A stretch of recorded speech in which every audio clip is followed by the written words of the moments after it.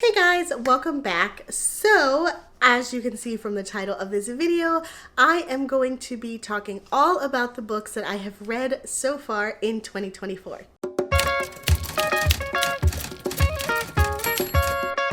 Okay, so I have done these before, but I think it has been a little while since I have done kind of like a mid-year book freakout or a reflection or whatever you want to consider it. If you're watching this, chances are you know exactly what these kind of videos entail, so I don't necessarily need to go through the whole song and dance on what to expect. Let's go ahead and just dive straight into the questions. So I've got them right here, and we're just gonna talk and reflect. And I gotta be honest, I did not prepare whatsoever aside from just copying down the questions. So it's going to be a surprise for the both of us as to what books I've actually read so far, because if you are anything like me, it comes as no surprise that you read books for the vibe, and then despite how much you love it, you probably immediately forget about it, or it becomes like a faint little memory in the back of your mind. So this will be fun for me to go through and talk about the books that I read earlier this year.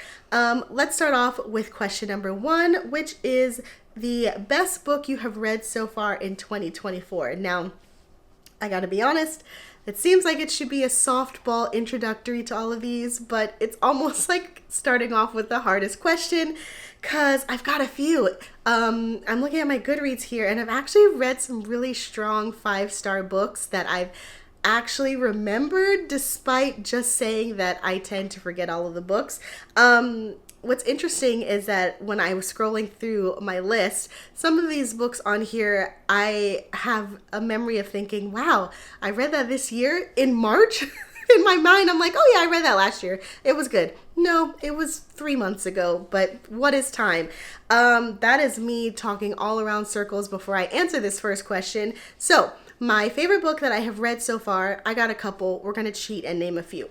The first one is the first book in the Pies Before Guys mystery series, and book one is called Magic, Lies, and Deadly Pies. I did a video where I raved about the book, and I kind of like made a little pie to kind of go with it, but if you haven't seen that or you're not familiar with what this book is about, it is a kind of a darker, humorous, cozy mystery in which we've got our amateur sleuth who by day is a baker at a diner, and by night she's kind of like this cutesy vigilante. And what I mean by that is she bakes murder pies where somebody comes to her. Oftentimes it's a woman who has been wronged or mistreated by a man in her life, and so what the amateur sleuth, our main character, does, she bakes a pie to deliver to the guy, and he gets his comeuppance. Let's just leave it at that.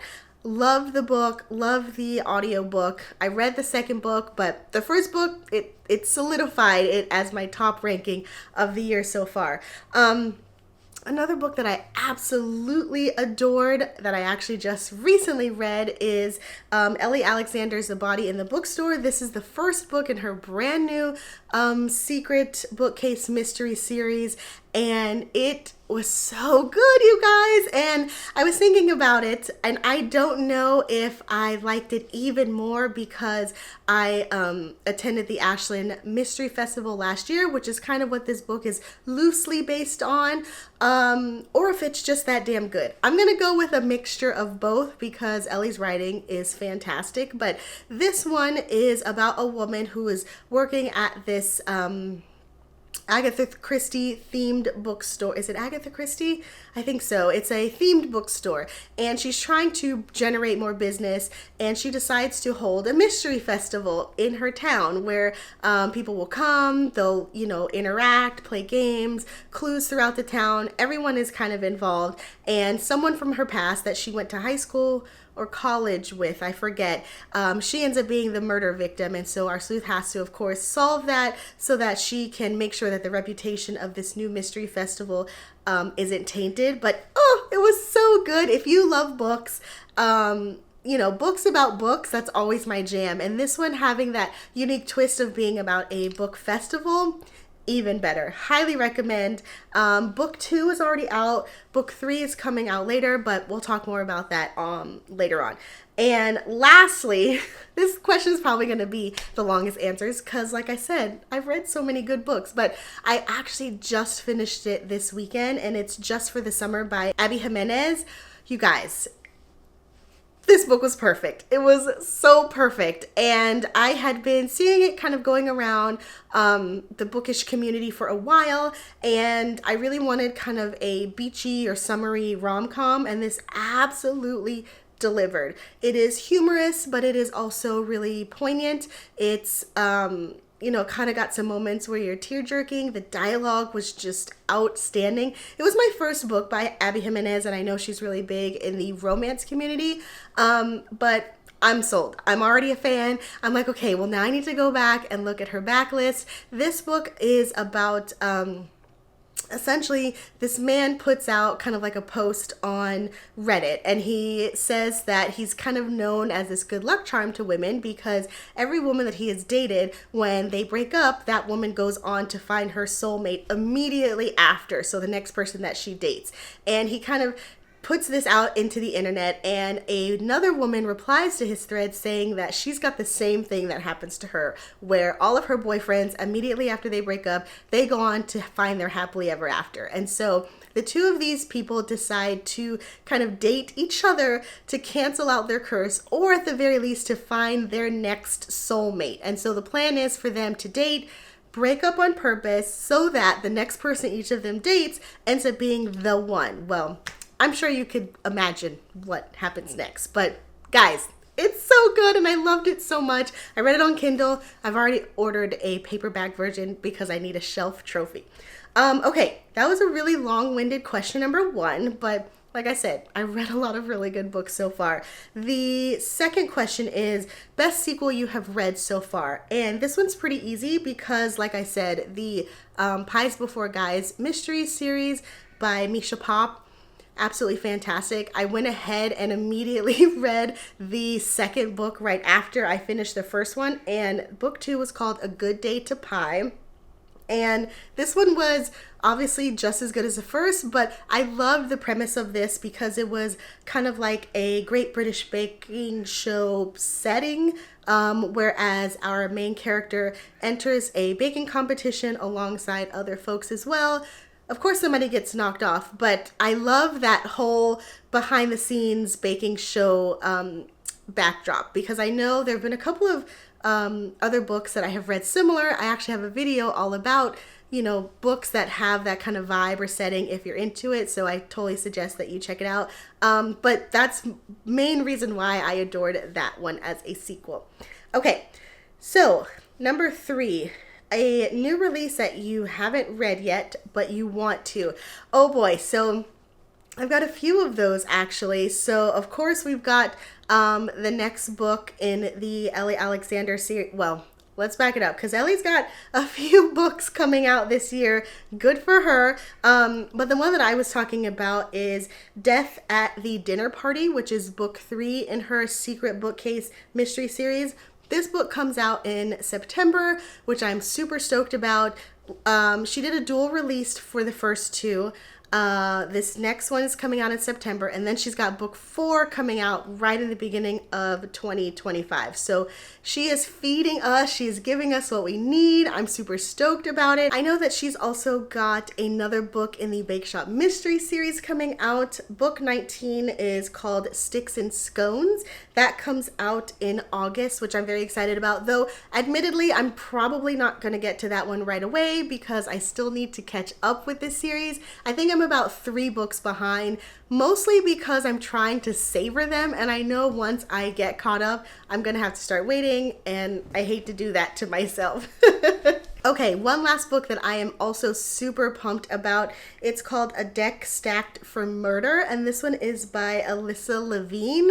It is a brand new cozy mystery series. This actually drops in August, and the premise is that our amateur sleuth she's new to a small town, and she opens up a tarot shop, as in, yes, tarot cards, and you know, obviously kind of dealing with that. But there's another layer to the story which I'm super curious to see how the author weaves it into the plot, because it is mentioned in the synopsis of the book, which is that our amateur sleuth is Jewish. I believe the small town that she moves to, she's the only Jewish person, so it's kind of like a new person coming to town who is definitely different in both their religion as well as a kind of shop that they open.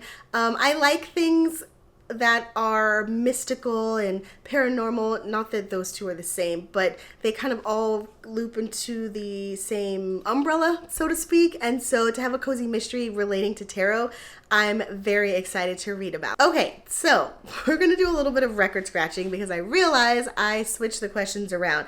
The question was new release that you haven't read yet, and then I went on to ramble, and then the question after that is supposed to be anticipated release for the second half of the year. All of the answers that I just said were for my most anticipated, because none of those are out yet. Whoops. So let's rewind it a little bit and talk about an actual new release that I haven't read yet, but that I want to. And I guess in this case, we are going to go with book 2, Murder at the Movies by Ellie Alexander. That was the dual release, and that came out, I want to say, by the time I'm filming this, a month and a half ago, maybe a month. I haven't read that one yet. And to be honest, I want to, I really do, but it's only available as an ebook or a print book. It's not available on audio yet, and I listened to the first one on audio, and the narration was so spectacular that I really wanted to hear the same narrator again for the second book, but that's not going to come out until August, and I don't know if I can wait that long, so we'll see. Okay, so I'm back on track. I'm paying attention, guys. I'm focused.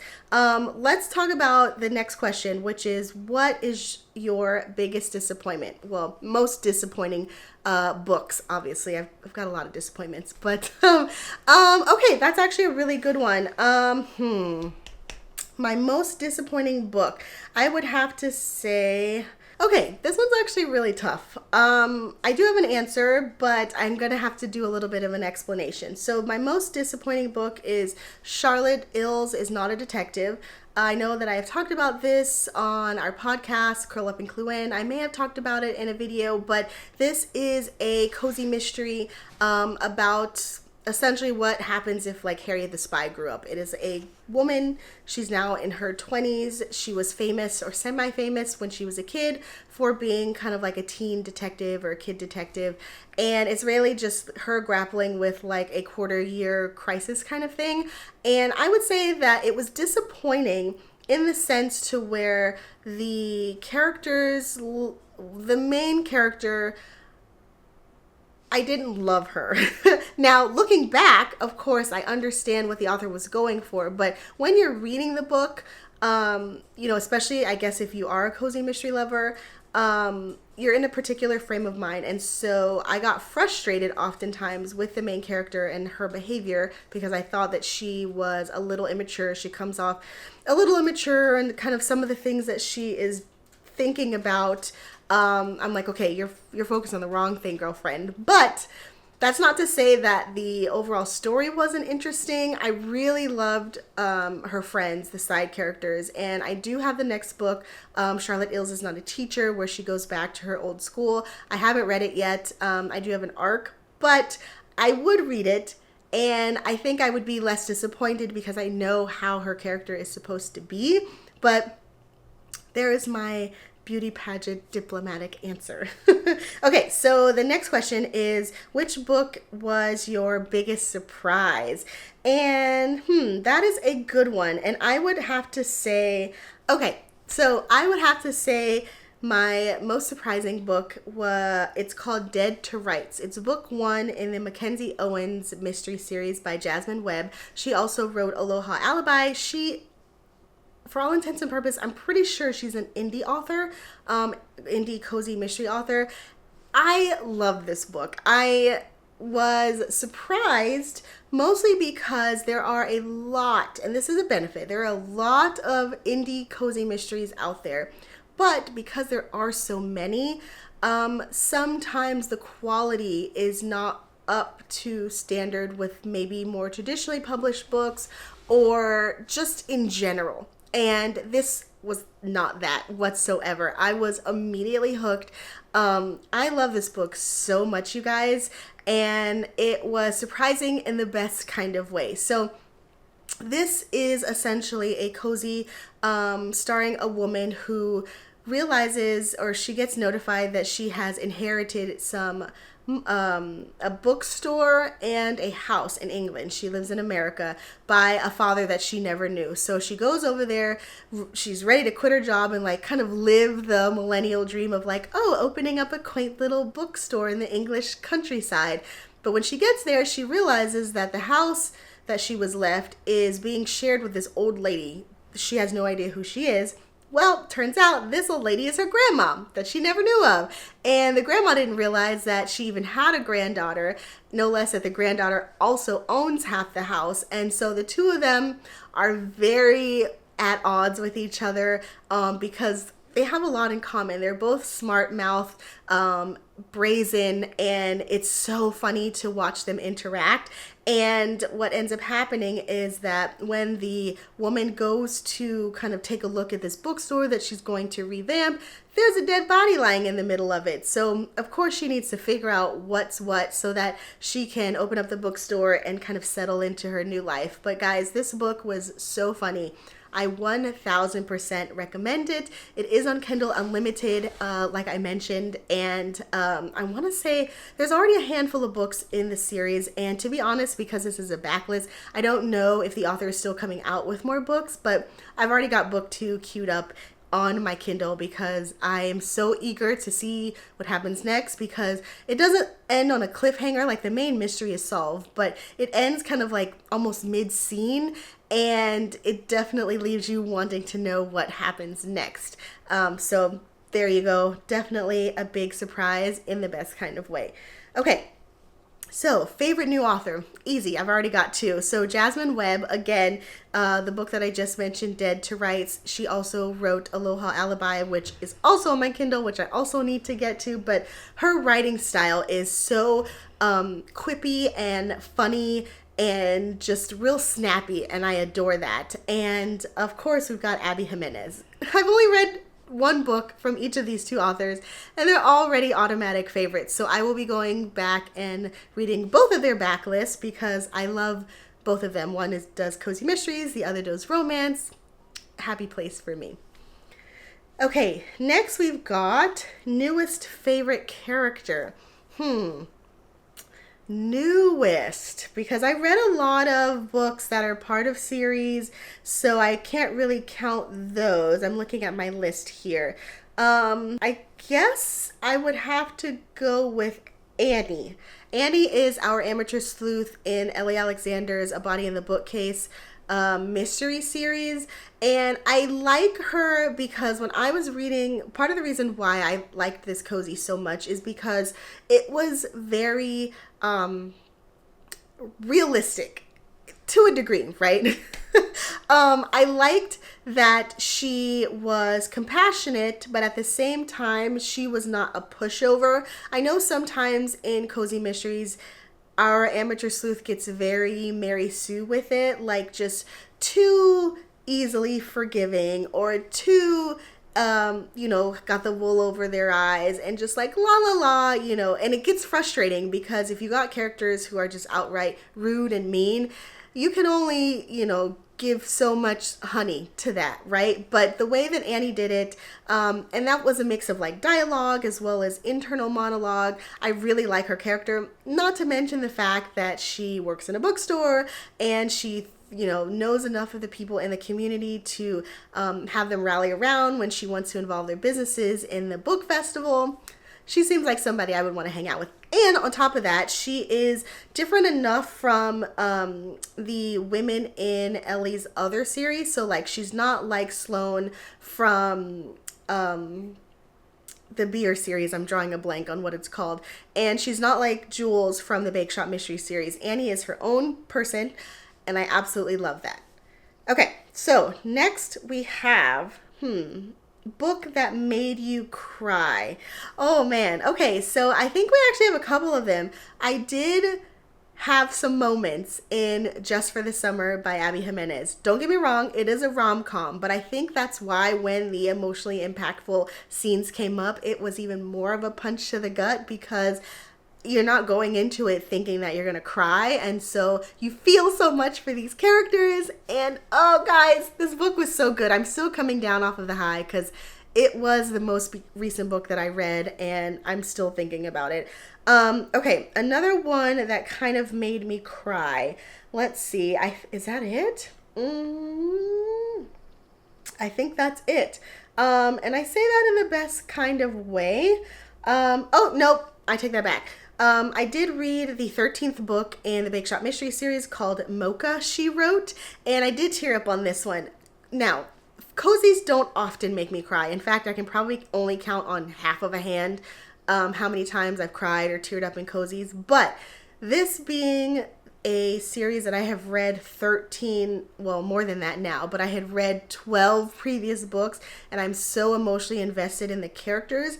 I teared up. It had nothing to do with the murder whatsoever. It was 100% to do with the characters. I won't tell you who or what, but just know that the main characters in it, watching their growth in the series was so heartwarming that there was a moment in there where, and these are happy tears, by the way, for both of these. There was a moment in there where something happened and I just felt such a swell of pride that I definitely teared up. So yet, another reason 572 why you need to read the Bake Shop Mystery series. Okay, we're rounding the bases here, people. Stick with me. But this has been fun to kind of go down memory lane on all these books that I've read so far. A book that has made you happy. So this is a loaded question because, again, I choose happy books more often than not. Abby Jimenez, Just for the Summer. God, this is like most awards go to. This book 100% made me happy. It was so feel good and heartwarming, and I cannot get enough of it. I won't keep going on and on about it. The other books, let's see. Obviously, I'm happy reading them, but I think that one stood out the most to me. And it's actually a book that I would recommend if somebody's like, give me a happy book, one that you want to hug when you're done reading it. That one. Okay, most beautiful book that you have bought or received so far this year. Now, this does require me to look at my phone and look at all of the covers because there are a handful.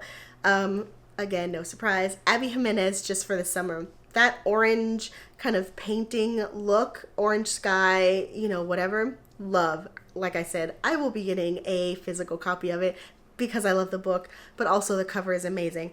Also, Dead to Rights. I love the covers in this series in general, and I feel like this is also another thing that elevates it and makes it stand out amongst all of the indie cozies that I have seen in abundance on KU, and I really, really, really like that one. Another one that I really adored, let's see... Oh, yes. I did read A Sprinkling of Murder, which is book 1 in the Fairy Garden Mysteries series by Daryl Wood Gerber. This was a Teacups and Murder book club pick, but these covers are so magical. Not even just this first one, but the series in general. So if you love cozies and you like the style of cozies where it's a scene that's very layered, this one definitely has that. And like I said, it's got that magical element. There's like some shimmer in it. So good. And yeah, I would say those are my top ones. And let's say honorable mention goes to the Bake Shop Mystery books because I do like the consistency of these and each of the scenes that are painted, not painted, but like depicted of the Bake Shop series and Jules's shop. All of those, great. Okay, so this is the last question, and if you have stuck around, thank you. And also cheers, and also hydrate. Last question. What books do you need to read by the end of the year? Okay, not sure how this is different than a new release that you haven't read yet or anticipated release, but I will go ahead and repeat my answers. So I definitely want to read Ellie's latest, or rather upcoming secret, I was going to say secret staircase, secret bookcase mystery series. Number 3, like I said, is coming out. Did I say September or August? Let me check. It's coming out in September. Death at the Dinner Party. So I want to read that one. I also want to read the tarot card one that I mentioned. Let's see. I also want to read, guys, there's so many. I also want to read, there is another book coming out in that Jasmine Webb has written, Read You Like a Crook. This is another series of hers. This is actually coming out in August that I want to read. We've got Sticks and Scones, like I said, Allie Alexander's book that I want to read. Oh my gosh, there's so many. So let's just wrap this up because I don't even want to go on and on because I could go month by month. But yeah, I mean, there is my mid-year review, look back, retrospect, book freakout tag, whatever you want to call it. All of the books that I have read from January to now, and I've kind of categorized them as to what I've liked, what has disappointed, all of that song and dance. So, like I said, thanks for sticking around if you have made it this far. And if you have, let me know if you have read any of these. Feel free to do your own video and tag me so I can see your answers. Or if you want to just leave in the comments like books that you want to share that kind of fit the questions that I have asked, that would be wonderful as well. I will go ahead and leave the questions in the description. That way, if you want to refer to it, or like I said, make your own video or post or whatever, you have them at the ready. So thank you guys so much for watching. If you like this video, please like and subscribe. In the meantime, happy reading, and I will talk to you later. Bye.